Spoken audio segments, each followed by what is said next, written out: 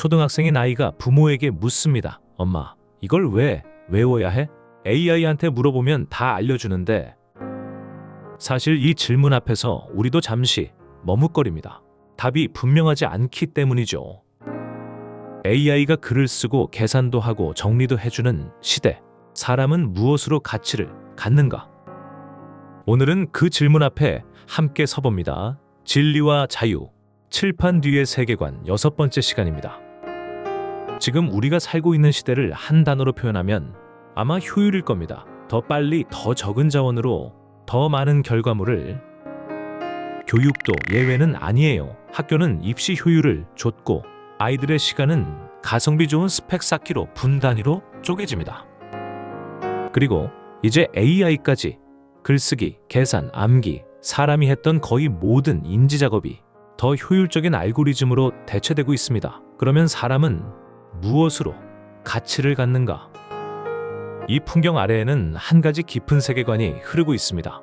사람을 생산성의 단위로 보는 시선입니다. 이건 사실 이 시리즈를 관통해온 그 흐름의 결말이에요.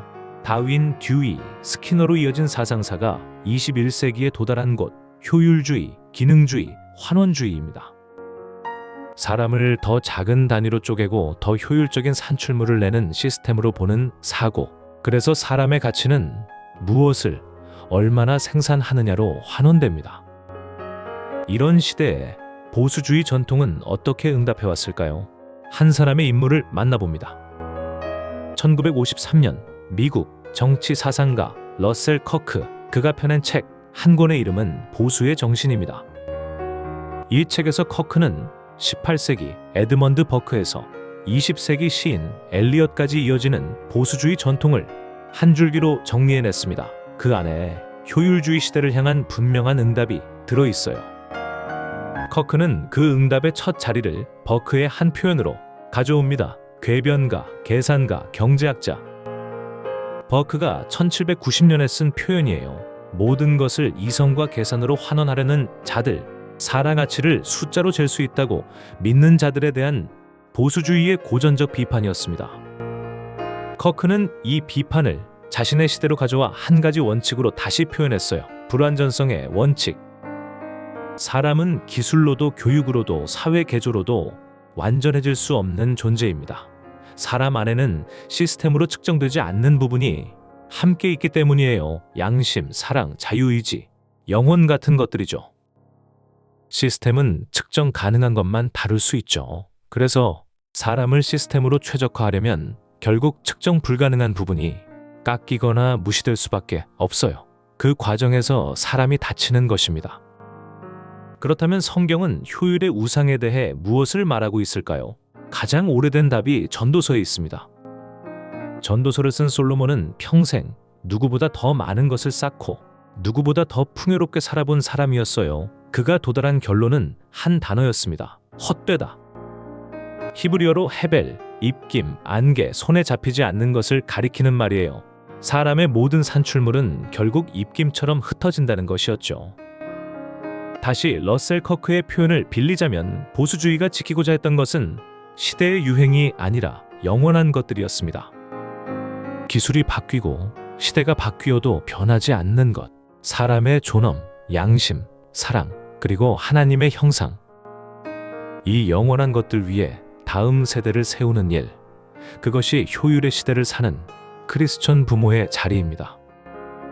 그렇다면 다음 세대를 어떻게 길러야 할까요? 분별하는 것으로 끝나는 것이 아니라 적극적으로 활용하는 자리까지 함께 길러내야 합니다. 두 가지 능력이 함께 필요해요. 첫째는 AI를 분별 있게 다루는 능력입니다. 두려워하거나 외면할 것이 아니라 우리의 목적에 맞게 부릴 줄 아는 능력. 도구는 두려워할 대상이 아니라 잘 다루어야 할 대상이거든요. 러셀 커크의 첫 덕인 분별이 다시 필요한 자리예요. AI 시대의 분별이 답할 질문은 단 하나, 누가 주인이고 누가 도구인가입니다. 둘째는 AI 없이도 할 수 있는 능력입니다. AI는 패턴을 빠르게 따라가지만 깊은 사유도, 양심의 떨림도, 사람을 사랑하는 마음도 길러내지 못해요. 이런 자리들이 있습니다.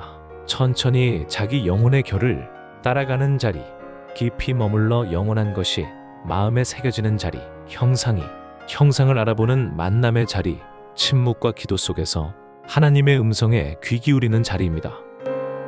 손으로 글을 써보는 시간, 깊이 있는 독서, 얼굴을 마주한 대화, 고요한 응시와 기도의 시간, 이런 일상의 작은 실천들이 그 자리를 열어주죠. 효율로는 결코 길러지지 않는 영혼이 자라는 통로입니다. 이 두 가지가 함께 가야 합니다. 한쪽만 있으면 도구가 주인이 되거나 시대 안에서 살아가기 어려워지죠. 처음의 질문으로 돌아가 봅시다. 왜 외워야 해? AI가 다 알려주는데 이제 우리는 답할 수 있습니다. AI는 외우는 일을 대신해 줄 수 있어. 그러나 외운 것을 마음에 새기는 일은 결국 네가 해야 할 일이란다. 분별과 깊이를 함께 길러내는 자리, 그것이 효율의 시대의 가장 단단한 학교 가정입니다. 지난 6편을 함께 칠판 뒤를 들여다봤습니다. 그 자리에 영원한 것들이 있었습니다. 함께 해주신 모든 분들께 감사드립니다. 다음 시리즈에서 다시 만나 뵙겠습니다. 진리와 자유였습니다.